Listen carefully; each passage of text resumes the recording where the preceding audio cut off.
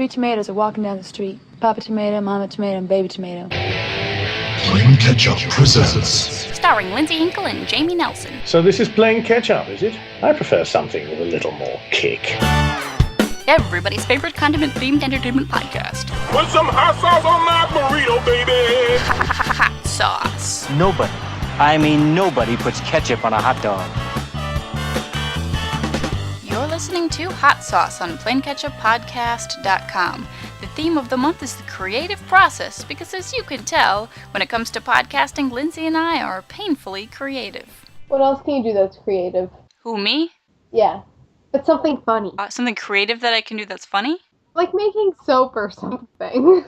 I can make masks out of paper mache. Do you know that the ingredients for mache is water, flour, a little bit of cinnamon so it doesn't stink, and a little bit of salt so it doesn't go bad, which is exactly the same ingredients in cinnamon fruit bars? When I do paper mache, I usually use borax, I think it's called. What? Isn't that a kind of plumbing? I think they also... Well, hold on, let me Google this. The first thing that came up when I Googled borax was, will borax kill cats as well as fleas? Yeah, no, it says that you can... The borax is to make it so it won't, catch on fire. Why would it start on fire? Have you not learned anything from being friends with me for the last decade or so? If it can set on fire and it's near me, it will. I was afraid people were putting it in the kiln like it was some sort of clay pot. No, I think it was just that my mom really thought I would set myself on fire while I was doing paper mache. I'm slightly baffled by your mother thinking you're going to set yourself on fire doing something that has nothing to do with neither fire nor even heat. I guess I don't know for a fact that my mother assumed I would set myself on fire. You're projecting? Well, the internet said it was, if you want to make your paper mache not catch on fire, you use the borax. And then I remember the incident where I set my hair on fire. Oh, yeah. Because, now we have that awesome animation so that I will forever be reminded of that incident. Lindsay, what do you make with paper mache? I said I make masks. What are you making? I don't know. I haven't done paper mache in years. Oh. But I don't really do much paper mache. If I'm going to, get my creative on, I don't. I make flashcards. Someday that will be a museum piece. My flashcards, because I'm so good at them? Yes. Actually, no. I'm not good at them at all. No one can read my handwriting. Since I write in cursive, and I guess they don't teach cursive in schools anymore. Oh, yeah. And since I'm, ancient and super old in my class, no one can read my handwriting. This is terrifying. You're almost 25. You're in college, and they're like, who is this person who is writing in this ancient text of the old lands? It's seriously like that bad. They're like, what's up with your handwriting, man? And I'm like, it's cursive. And they're like, cursive? I didn't have to learn cursive. And I'm like, oh, that's okay. And they're like, oh, what's on your t-shirt? Hanson. What's Hanson? So it basically is like I'm from a different time. And then they're all on the Twitter, and I'm like... We're on Twitter. Plain Ketchup. Follow us. We are on Twitter. However, I get very angry every time I have to go on Twitter because I can't figure out what is going on. Oh, let's introduce our guest, shall we? We have a guest? I don't know. You invited him. Oh, that's right. It's the guys from A Clever Con. Oh. Should we invite him in? All right. You first. You first. After you. No, after you. Lindsay's talking to herself again. Where were you when we fought this war? It was a late July when ammo was stored. Raise the flag, 'cause tonight I'll ship you out. You left me to die when the cavalry arrived. If you didn't retreat, then hell I'd be alive. I'm not too fond of cowards and spies. In action, I'm missing the cause of your lies. All right, I'm here today with A Clever Con. Hi, guys. Hey, how are you? What's going on? Would you mind introducing yourselves? Sure. I'm Ryan. I'm the guitar player, and I sing background vocals. I'm Mike, and I'm the lead singer, and I play rhythm guitar. I'm TJ, and I play drums. And Tommy, our bass player, is not with us, and he plays bass. So today we're going to talk about the creative process. I've noticed on your self-description, or I don't know who wrote the description online, but that you incorporate elements of a lot of different genres into your music, and including pop rock and metal. And I'm wondering how that particular marriage of sounds happens. It's I know it sounds weird at first. It's not like we'll play a metal riff and then play a pop punk riff, but it's more or less the galvanization of all the band members. Like, we all come from different backgrounds of music. Like, I played more like new metal stuff. Some of our old members played pop rock stuff. Our drummer's a big pop rock guy. Our lead singer's a big reggae guy. So we kind of take influence and make our music that way. We'll have a really poppy, catchy chorus and then play like a cool riff that's kind of got a metal technique behind it. And TJ's gonna wail away with a cool, like, poppy drum beat and stuff like that. As a band, your creative process is probably very different than a solo artist or even a duo. So how does having that many creative minds together influence the process? It's a little hard. I mean, a lot of things start with myself and Mike. Yeah. We'll, do you want to say anything? Yeah, we've come from different, like, over the past couple of years, we started as a duo. So actually, it's a perfect question for us because we've actually been able to see how that process grew as we grabbed more members. Because the band actually started out with me and Ryan, and we were just kind of writing on our own for a while. And then once we wrote our beginning tunes, we then grabbed the rest of the band. And it is hard to kind of let everybody put their 2 cents into the music. I guess the biggest thing is having an open mind. Like, as we play, we can't really shoot down each other, and that's the biggest thing. We have to be able to let everybody put their own 2 cents into it, or else, it's not going to evolve as a whole. So it'll kind of start with like 1 or 2 people, and then everyone else will kind of add into it, and it kind of snowballs. Yeah, absolutely. much, Yeah.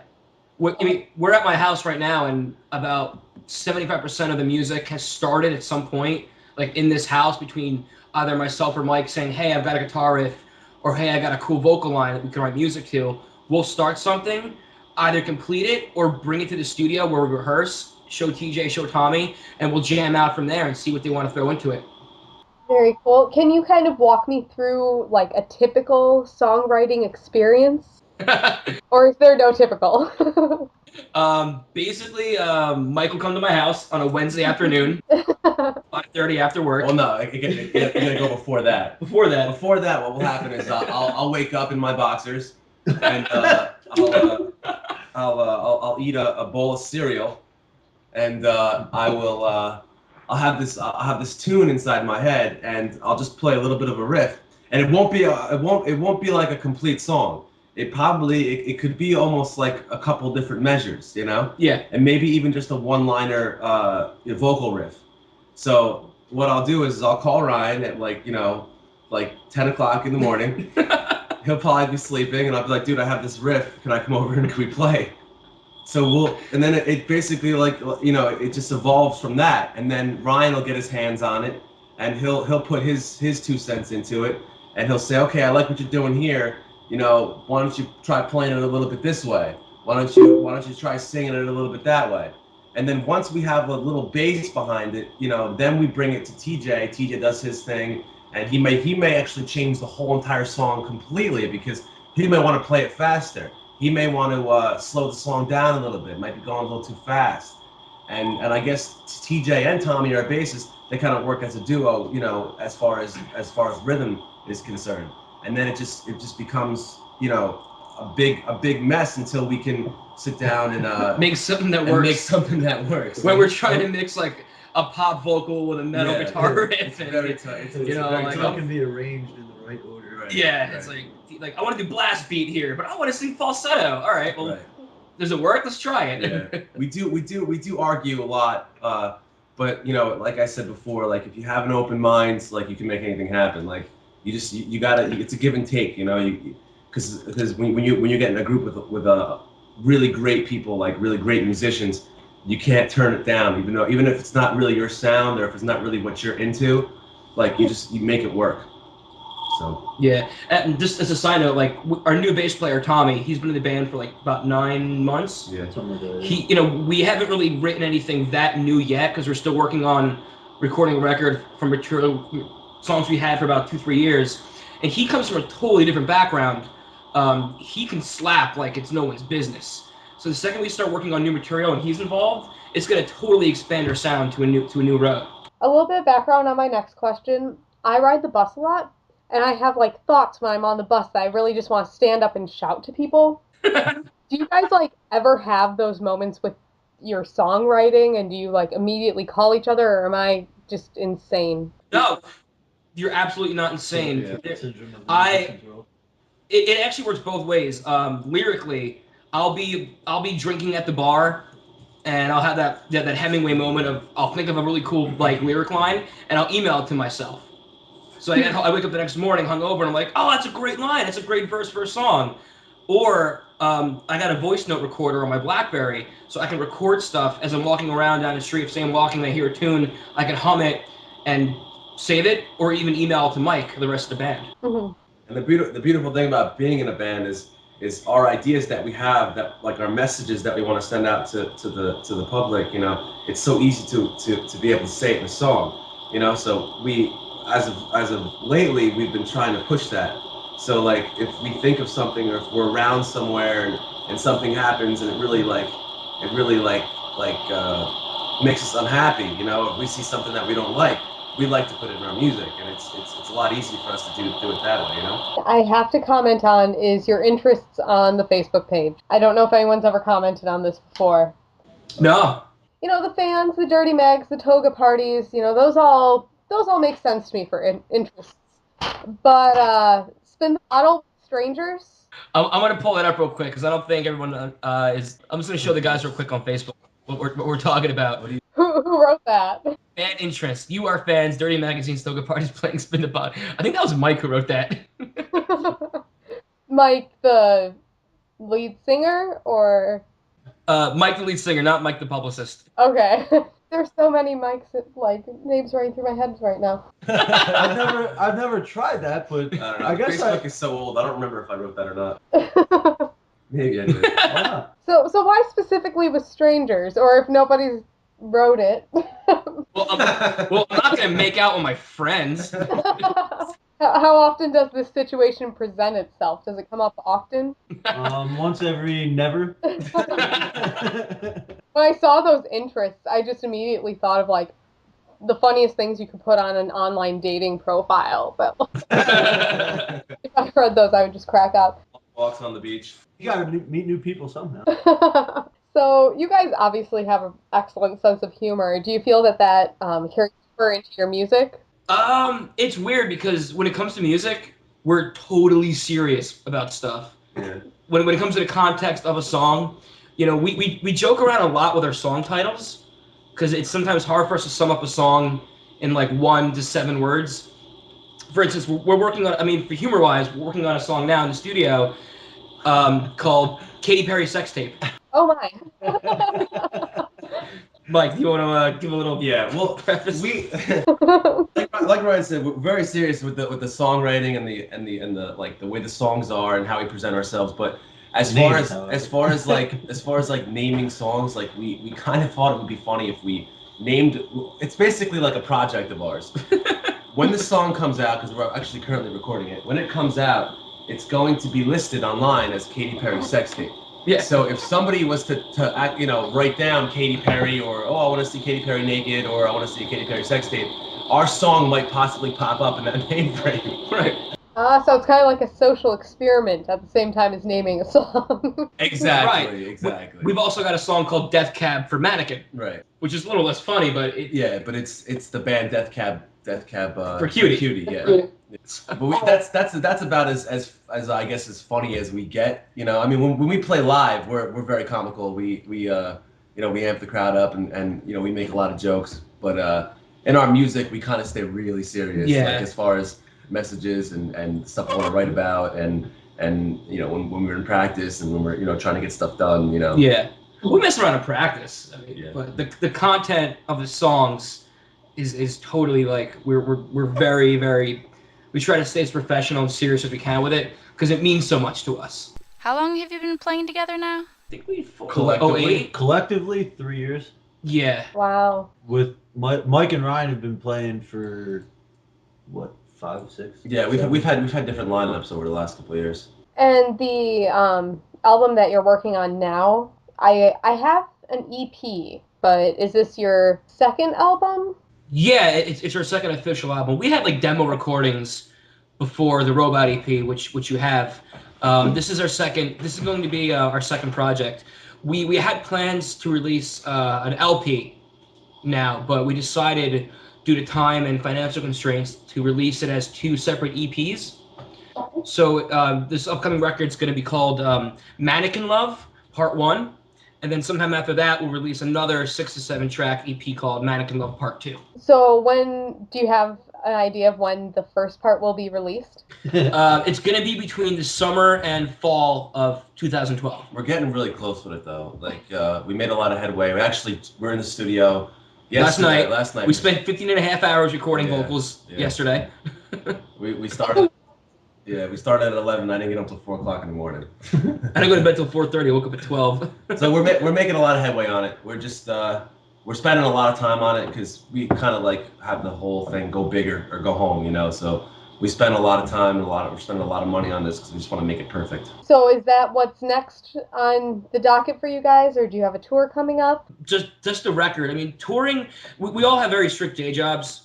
Or at least we try to. We definitely we have to tour. We know we have to tour, but I think that we have to put the record out first to kind of reach a new fan base to justify doing so. Because I think once you put the record out and start pushing radio and start hitting some online things and doing more podcasts like this and getting reviews out there, then that can justify us going to different markets and trying to reach a new fan base. And so where can the adoring public find you, online or in person, if you'd like to give out that information, but I don't know that you would. No. 67703. Well, I pretty much friend anyone who likes us on Facebook. I'll friend them automatically, and they'll go, "Who are you?" I'm like, "You like my band." Get ready for show invites. Well, the next after. All right, so we use. I think our main place that we go use a lot is Facebook. We're on it every day for personal reasons, so we're always on it every day for the band stuff. So it's just facebook.com/aclevercon. Yeah. And then that's the easiest way to get in touch with us. Yeah. Or the email. Or the email's all linked to all of our phones. Yeah. Yep. You can do contact@aclevercon.com. You can follow us on Twitter at twitter.com/aclevercon. If you still use MySpace for whatever reason, we still are on MySpace. I don't know how updated it is. Yeah, we're still there. We're in the process of working on the new clevercon.com. Yeah. We're gonna get a new website, and then we're on YouTube too. We try not to do too many social networking sites because we don't want them to compete with each other. We don't do too many, but we're on every one of them. Well, dick. I had a question and now my mind's a blank. I apologize. 7. Oh, music. Where can people get your music? You can listen on Facebook, or you can search for CleverCon in iTunes. We're on Napster. We're on eMusic, Amazon. You can buy hard copies of our CD from our Big Cartel store, which is clevercon.bigcartel.com. We're also on Spotify because I know the U.S. you can stream it on Spotify if you use Spotify. Does that answer your question? That sure does. Okay. Thank you very much. Do you have any other parting words? Keep checking us out. Every so often we're going to put up some video updates from the studio. We've got about 3 up there right now. We're going to be asking fans to pre-order the record to help us pay for it. So what? No. No, it's a big thing. We need money. Yeah, I know. You can go to pledgemusic.com/projects/aclevercon. It's going to be up in a week or so. We're telling fans to please pre-order the record, and when you do that, when the record's out, you get your copy. We're giving away some stuff like T-shirts, behind-the-scenes access, new music. Signed guitar by me, by the band. You can buy Mike's old guitar signed by us. You can come to the studio with us. You can buy all these cool things. Handwritten lyric sheets. I can take you to dinner. Yeah. You can come on stage and play some hand drums with us. So we're offering all these really cool things for our fans in exchange for money that will essentially help us put out the record and continue our careers. Well, again, thank you very much for coming on the show. Great. Thank you for having us. We'll be looking out for your new album in the future. All right. Awesome. Great. Goodbye.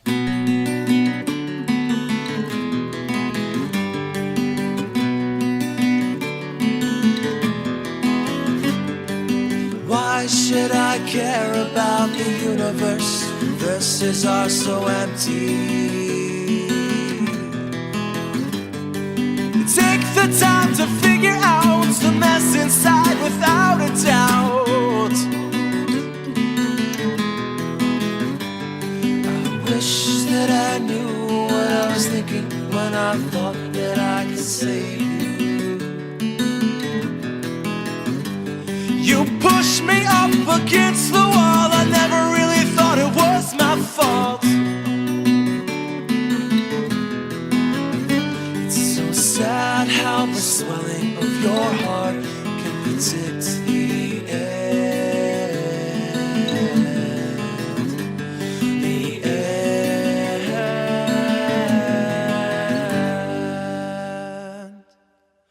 Where were you when we fought this war? It was a late July when ammo was stored.